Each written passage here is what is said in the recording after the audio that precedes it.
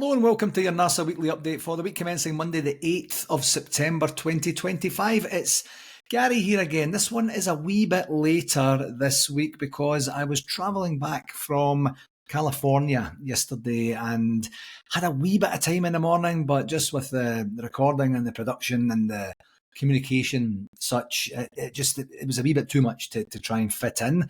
And then I didn't get home until almost midnight last night, so I didn't get a chance to do it today. So it's the week commencing the 8th, but maybe it's a wee bit later than the 8th. For those regular listeners, you'll know what I mean, which is kind of okay, I think, because there wasn't really a whole hell of a lot to talk about on the football side last week, was there? I think one of the key things for me was a last minute bid. It came out after the fact as well, but there was apparently a last minute bid from Bologna to take Connor Barron off of our hands very late in the transfer window, and I'm not 100% sure if it was a sale or a request for a loan or something, but kind of odd coming after the Old Firm game where he has probably one of, if not his best game for us, and we start to realise, or remember, maybe I think is probably the better word, the fact that we've got a really good player there and a guy who will give us a lot of energy when it doesn't really seem like we have a lot of energy, or we certainly didn't have a lot of energy in the team before that. But my understanding is that he was actually quite a target, or certainly on their radar from Bologna when he was actually with Aberdeen before he came to Rangers. So maybe that's just a kind of longer term, let's test the water here. One thing I can't remember who exactly it was I was saying to, but one of the things I was saying was, if it was me and I was in charge at Rangers, I would be sitting down and making it known to agents and clubs worldwide, if you come and try and do any sort of last minute deal that we've not had any sort of conversation about whatsoever, even the hypothetical possibility of, if our guy goes here or we get that for this, then that might cascade itself into us looking at that player. So just to give you a wee bit of a heads up right now, this is what's going to be happening. If there was nothing like that, no dialogue whatsoever like that, then I don't think that I would be entertaining anything. Like, don't even phone me, don't even email me, don't even, I don't know if the faxes are still a thing. I know there's a wee bit of kind of folklore around the faxes, but don't even make any sort of contact with me whatsoever on the last day thinking that you're going to actually get some business done, or force my hand, or in any way make us do something. But then, kind of, what if it worked out really well for us? I suppose if we had a player that we were really looking to offload and we got that done on the last day, or there was some sort of incentive in terms of a fee or a swap or a player coming our way, I don't know. I just don't like that. I mean, I don't like the audacity at all from Bologna in terms of trying to do that. And as I say, if it was maybe another player, that's a different thing. But he did come off of a very good game. He's done really well for us, I think, since he's joined the team, joined the club, and he's Scottish, and we need a whole bunch of Scottish players. So I don't know. Maybe just put that under the I heard it bucket, and then we'll just kind of see what happens. And I guess from a Rangers perspective, in terms of football, thankfully we've got football to look forward to this week. Obviously, with it being the international break, there's been a bunch of games going on, and this is the, not to kind of go back into or slip back into the Philippe Clement last year, judge my team in October, November, but this is the first time since he joined us, because he joined us relatively late in the summer, where Russell Martin will have had some time to sit down with the players and show them the video, and in a training scenario, not just with a game to kind of, to base it on for the next game. Like, here's your mistakes you made in the last game, and then try not to do that for this game because you're coming up against a different type of style of player or system or talent or skill level or something like that. It's one of these, are they actually going to get it? Because I think I mentioned before, and probably under duress if I did mention it before, where he's the guy that signed them. Him and Kevin Thelwell are the guys that have signed these players. So when the players come in and they don't look like they're prepared to play the system that Russell Martin wants them to play, what did you talk about during the original transfers? The conversations and negotiations, they all come out and say the same old thing, as soon as the manager was interested, I got a chance to speak to him, and he made me feel really wanted, and his style and my style was going to be great. And that just doesn't translate at all to what we're seeing on the pitch. So with more training time, with more power comes more responsibility, and maybe they've got a bit more power now after having that time, and obviously getting some of the new guys to to bed in is going to be a thing as well. I seen a photo on Sky Sports earlier this morning, which it just kind of made me think about the level of the level of change that we've experienced, I think, over the last wee while. And it showed you, for some reason, I can't even remember what the article was about now, but for some reason they showed Cyril Dessers and Hamza Egeman as strike force. It kind of looked like they were both celebrating a goal or something like that. There was no real context to the photo. And I was thinking, wow, like both of those guys, both of our main strike force are gone. And we have Majowski, who everyone that I've spoken to has high hopes for based on his stellar work that he did with Aberdeen prior to leaving to go to Spain. We have high hopes for him. So he's already got, what would you say, a little bit of patience, a little bit of a pass for us for right now. And I think he represented himself really well in a system that wasn't really, attack-minded, truly.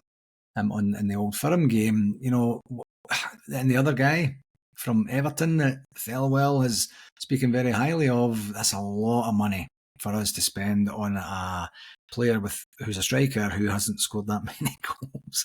So this is the absolute epitome of, really buying potential, and hopefully this potential comes to fruition very quickly. He's played a reasonable amount of games over the last wee while, but his return on goals is not great. So it's going to be very, very interesting to see what happens come this weekend, and then hopefully we get back into. I think we get 3 really good games to give us an opportunity to kind of, what would you say, flex our muscles and test ourselves against teams that are not going to be afraid to come at us. Certainly Hearts and Hibs, I don't know too much about Genk, but we'll see what that looks like.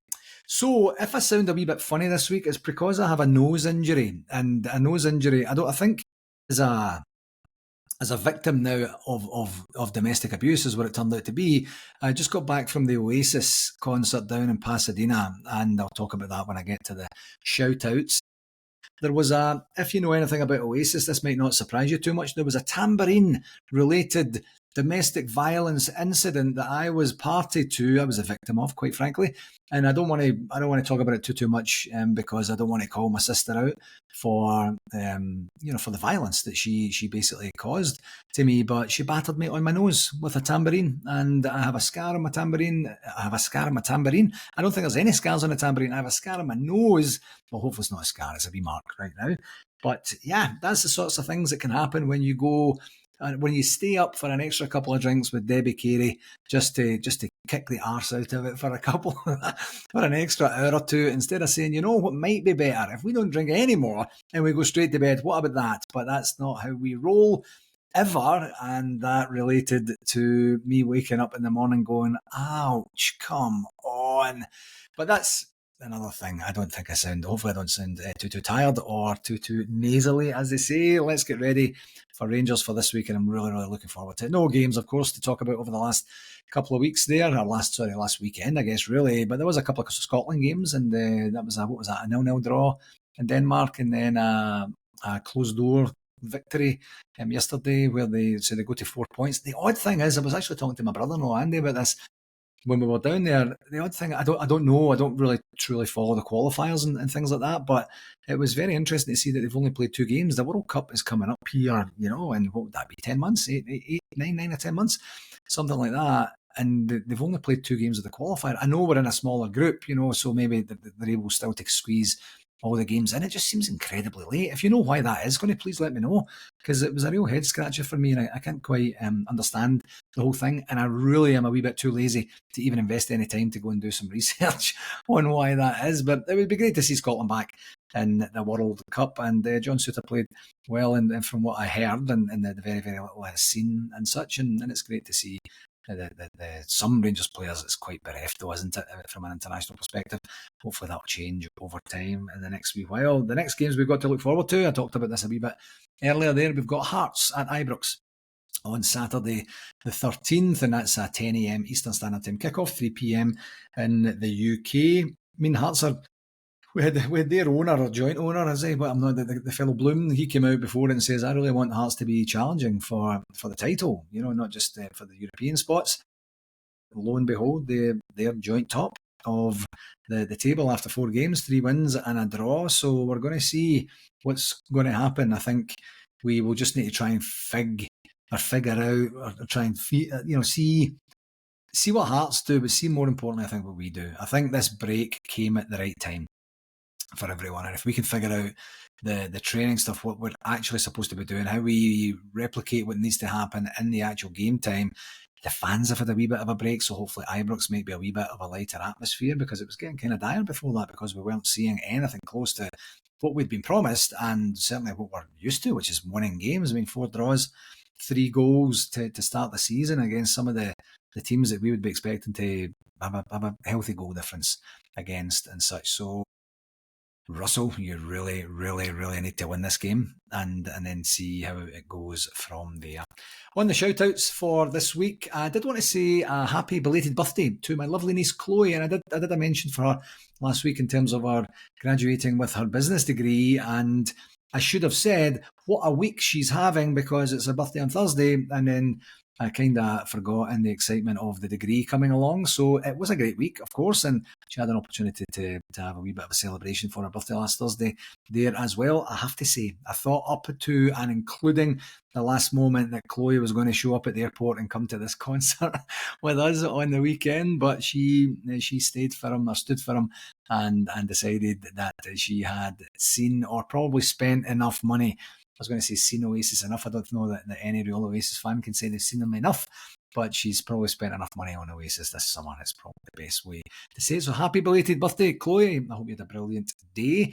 And this week we have a very significant milestone for NARSA Club. We've got Bramalea's 40th anniversary celebration, 40 years in business for Bramalea Rangers Supporters Club, and that's coming up a week on Saturday. That's on Saturday the 20th of September, and the doors open at 6:30 p.m. It's going to be in the Royal Canadian Legion branch 609.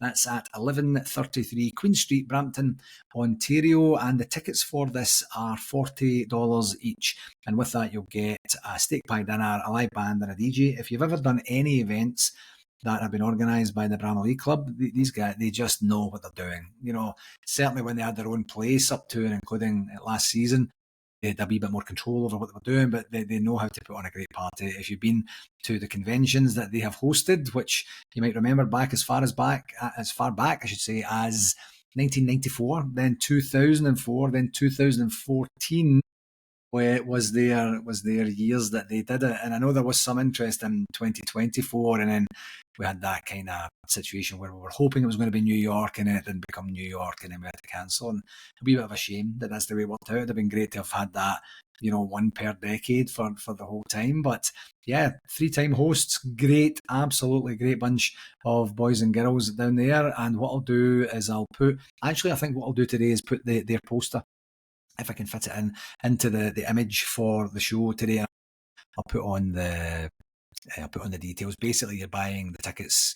Contact any of the executive members of Bramalea. It would be great for anybody in the Greater Toronto area to be able to make the effort to go down and celebrate with them. 40 years of any business in any industry is absolutely incredible when you think about it as a volunteer organisation, and the trials and tribulations that Rangers have gone through during that 40 years is utterly unbelievable. It really is. I mean, it's absolutely testimony to everybody who's done what they needed to do to keep the club alive and thriving and such. And there's going to be a great time there. I wish I had a wee bit of money. I would love to have went over and celebrated with everybody and seen everybody again. A great bunch of people, as I say, and I always had a great time, at the club and organising the 2014 convention with them. And a special, massive thank you to Brian Campbell and Gaynor Campbell for being such great hosts this past weekend, and also especially for the Oasis tickets. A wee bit of a background here. I had ordered the tickets and saying this is going to be great because my business is going to take off and everything's going to be A-OK and I can't wait. And then the business is not taking off as quickly as I was hoping. I had said in the early part of the year, I can't make it. Thanks very much, but hopefully I'm giving you enough time and notice to be able to get rid of the tickets. And what they had decided to do from the very beginning, with a big conspiracy with my lovely sister and brother-in-law, was that they had said, let's get Gary and Erin down here anyway. We'll make it a gift and we'll do the right thing because we really want them to be there. I mean, imagine having friends. I hope for you that you have friends in your life, friends and family in your life like I do, because I'm so appreciative of the experience in and of itself. The entire weekend was absolutely brilliant. Debbie and Andy were very generously taking care of the Ubers and stuff like that, and we managed to kind of square a bunch of stuff like that away. But fabulous gift of their time, gift of their energy, their effort, and their love as well, and the gift of a once in a lifetime experience. The concert, if you like Oasis, you'll know what I mean. If you don't, it was just an experience. The atmosphere, the energy, it was absolutely dynamite, and it was such a community feel to everything. Everybody was in a great mood, and everybody really thoroughly enjoyed it. And I just think the last time, I don't know if I talked about this before, but the last time I went to see them live. I'm not a massive Oasis fan, but I do like the music, certainly the set that they put on. And it was 29 years ago in Loch Lomond.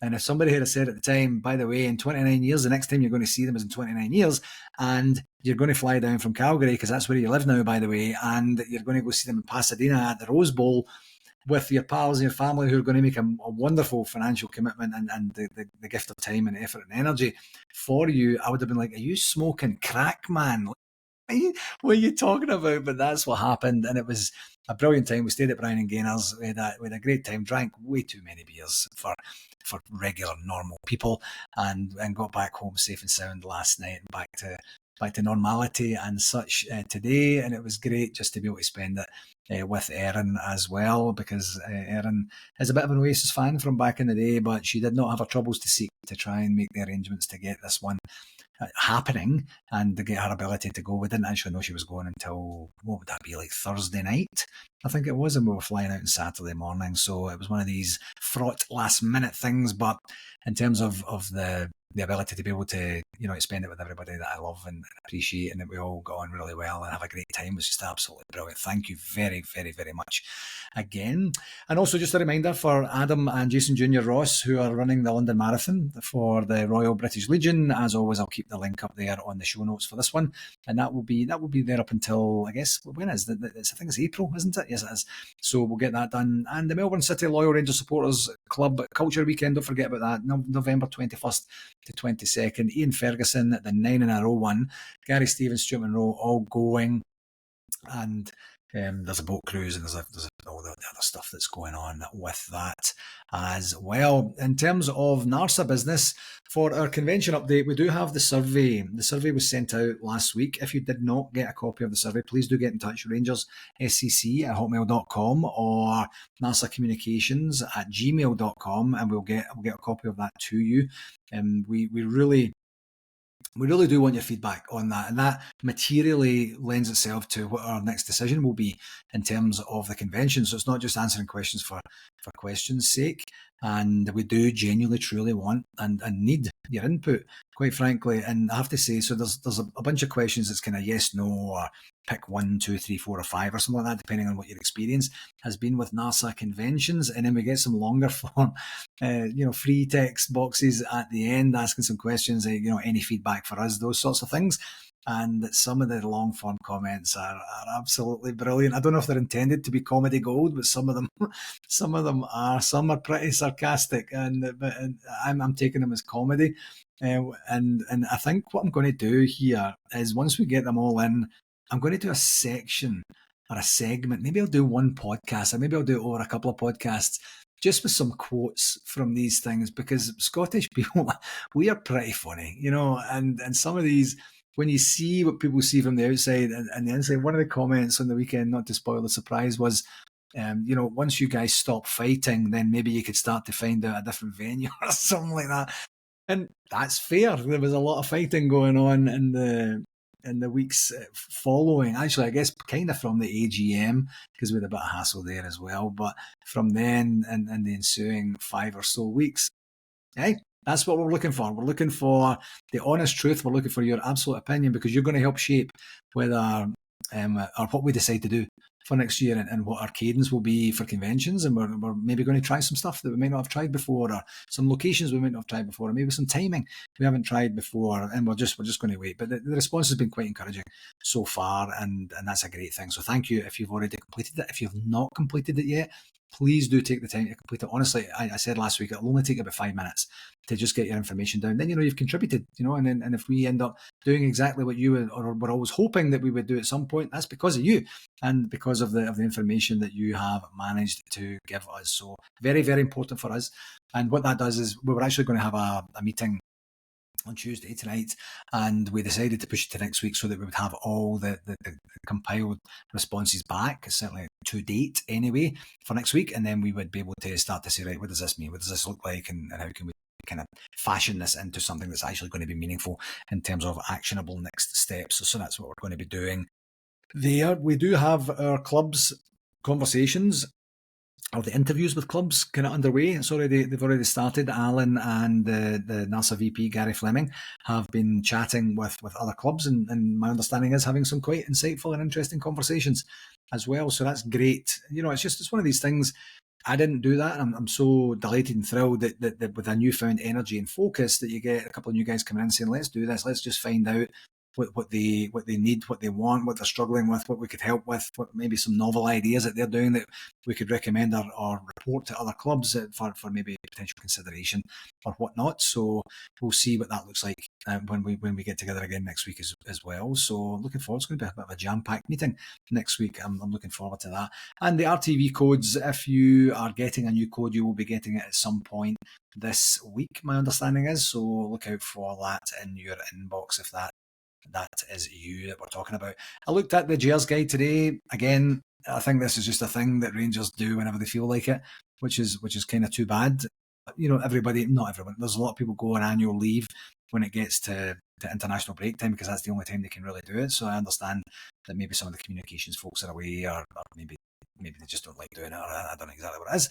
So I don't have any feedback, so I'm just going to make it up. So today I would imagine that there's going to be some Rangers women's team highlights, since the Rangers women's team beat that mob from the East End 2-0, and they are now, my understanding is that I looked last night, just before we got on the plane last night, and I think the Rangers women's team now are top of the league after, I think it's 4 games as well, same as us.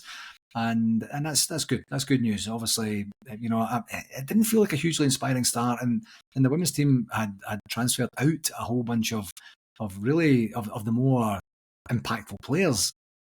The start to the season felt a wee bit underwhelming. I talked last week about the lack of goals in the teams. So to beat any Old Firm, to win any Old Firm game 2-0 and to beat them 2-0 at any occasion is great. So I assume that that'll be a bit of a feature on RTV today, and then I'm not 100% sure what's going on this week. Friday, I would assume, would be the press conference for the Hearts game on Saturday. Saturday is, of course, the Hearts game. And then on Sunday, we have the Rangers women's team at Partick Thistle, and it's a 1 p.m. UK kickoff time there too. So that's the Gaz guide. Let's just say that, maybe not the Gers guide. And the only a couple of things, I guess, from a communication perspective. But you may have seen Kevin Thelwell's interview last week, and interesting stuff, like not a whole bunch of new stuff coming out, obviously putting his weight behind the manager as if he's going to say anything else, having most likely been involved in the interview process to get him in there in the first place. But the thing I did like about it was that he'd said, obviously what we're doing right now is nowhere near good enough. We need to improve, and we need to improve now and get ourselves the opportunity to start to pick up some wins. Best time to do that. Russell Kevin team is on Saturday afternoon, so please get on that. But like everything, the proof is in the pudding. These players that they've signed they have to absolutely hit the ground running, literally and figuratively, and they have to start bringing up results for us, and then everybody will just kind of get into a bit of a groove because the games are coming thick and fast over the next wee while. We've got 3 very, very important home games, and then we're right in the thick of things from a European perspective before we know it's going to be Christmas, the way things are going to work out for us. So that's a thing. We did also get some communication about fixture changes. The fixtures were changed to accommodate the Thursday kickoffs for the Europa League. So I'll just go through them on a weekly basis. I won't bore you with all the details of that today. And just from a communication perspective, just in light of the work that we're doing with the interviews with the club leadership and with the supporters club leadership, that is, and with the survey that we're doing, like I'd really like some feedback if you're enjoying the communications that we're putting out. You'll have seen the different packaging that we have for the emails for the podcast, this podcast, and some of our social media stuff and things like that. So I'd like some feedback or provide it to Colin, as I mentioned earlier, narsacommunications@gmail.com. Give us some feedback. Do you like what you're seeing? Are our socials good? Is Connor doing a good job on the socials? If there's anything that you want to see that we're not doing, any suggestions that you have that you think would be a value add, we are absolutely all ears, and there's no such thing as a bad idea. So let us know if there's anything that's going on. And other than that, we'll continue to always look to define and refine what it is we're doing to make sure it's adding the most value for you and is the actual best use of your time. And the only other last thing there was just for folks that are back home, Rangers had introduced a new mobile-friendly e-ticket format that's designed to make the entry to Ibrox faster and help reduce queues at the turnstile. I know they're kind of in between a few different systems for right now, including like a physical ticket as well. But the article said this reflects how the majority of supporters already access their tickets by scanning them directly from their mobile device, and builds on recent changes to ticket delivery timings and supporters' communication, which have already helped reduce queuing times on match days. What Rangers are looking to do is to get you inside that stadium and spending money as quickly as you can, or at least not being on the street loitering or being in the way or anything like that. So it's frustrating standing in any sort of queue. It really is, isn't it? And you want to just get to where you're going as quickly as you can so that you can enjoy the occasion you're there to enjoy. So good for Rangers for doing that. This all started last year in terms of the new ticketing platform and things like that. So hopefully you'll see some benefits to that as we move forward. And then eventually you don't need any sort of other thing other than a mobile phone to be able to get in and see where you're going from there. Just a wee reminder of the 5 Stars Evening with Barry Ferguson, Alan McGregor, Neil McCann and Billy Dodds. That's on the 3rd of January. Doubletree by Hilton Glasgow Central, £80 and £120 for either regular or VIP tickets. I've noticed online that 5 Stars are really going heavy on some of the podcasts recently with a lot of the guys from their stable, sitting down talking about their time together, basically. And it looks like a lot of fun. It looks like a lot of energy and a lot of really good information that's shared there. So if you get a chance to check that out, the guys are doing some great work there too. All right, for a non-Rangers game weekend to get 27 minutes odd out of this podcast is kind of impressive. Thank you to Oasis. Thank you for Tambourine Gate and all that. That kind of contributed to a wee bit of a longer one, but that will do it for this week, my friends. Thank you very much, as always, for taking the time to tune in. And please do pass it on to anyone that you think might get value from it. And this week, as I said earlier, we need, and I've said it every other week, but for real, we absolutely need 3 points, like literally need them. We need the 3 points to bridge the gap at the top, certainly to Hearts, and then we'll see what happens with the other mob as the season progresses. But we need a victory. We need to do everything we need to do to create that victorious situation for us on Saturday afternoon. I'm looking forward to it. It's always a good game against Hearts at Ibrox, so we'll see what that looks like, and then we'll see what the aftermath of the game is. I hope it's good, and I hope it's positive, and I hope it's right. Now we're starting to believe it rather than, the negativity and the spiral of dread that's come after the previous games. Until next week, my friends, please do take care of yourself, and I will chat to you then. Follow.